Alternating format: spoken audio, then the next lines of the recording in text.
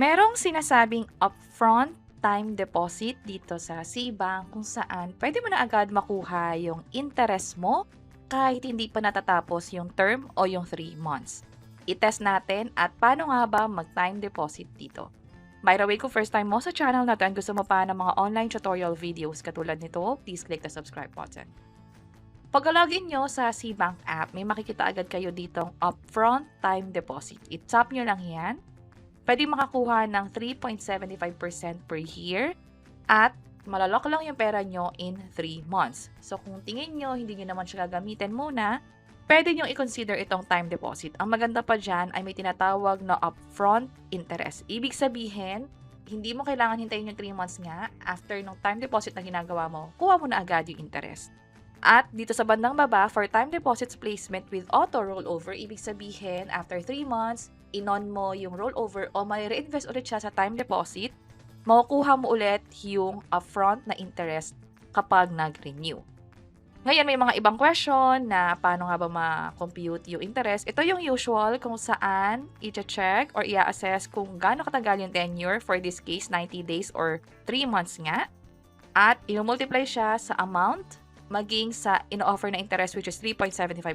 So, andito yung example niyan. Next naman ay pwede bang i-withdraw ito.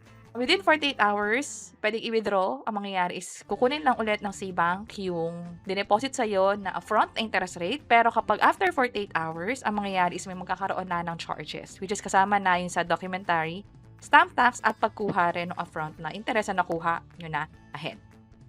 So, meron tayong 48 hours para i-terminate agad to or bawiin, pero kung after 48 hours nga, magkakaroon ng charges for that. So, pwede pa rin withdrawin anytime. I-check nyo na lang kung may additional charges ba or wala. Tap ko tong deposit now. For as low as 100 pesos, pwede kayong mag-deposit, pero try natin yung sa 10,000 pesos. Tap ko yung done. 74 pesos yung makukuha ko kaagad.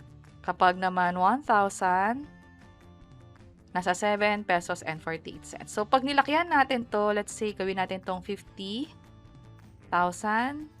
Done. Nasa 373 yung makukuha nyo kaagad. At nakalock yung pera na 50,000 pesos sa kanila for the next 3 months. So, ang gawin ko ay 10,000 lang.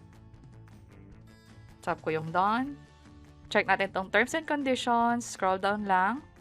Dito sa maturity instruction, i-withdraw natin siya upon maturity or pwedeng auto rollover kung saan i-reinvest ulit natin siya. Para sa akin, withdraw na lang. Maturity date is on June 30, ngayon ay March 31. At kukunin yung pera doon sa Seabank deposit account natin. Tap ko yung deposit. From here, i-enter lang ang PIN. Possible din nyo ito nakikita sa screen ninyo or sa phone ninyo. Pero ito na, nakuha ko na agad yung 74 pesos. Tap ko yung got it. Placement received. Click ko yung done. View my deposits. Tap ko muna to. Kung sakaling gusto ko siyang i-withdraw, tap natin. And then, early termination, andito yung option na yan. Kung saan, pwede natin i-confirm yung termination or keep yung time deposit. Sa atin, okay na ako. Keep my deposit na lang. Check ko lang kung may option talaga. From here, kapag chinek ko na yung transaction history, nakuha ko na nga talaga yung 74 pesos at na-place na sa time deposit yung 10,000 pesos.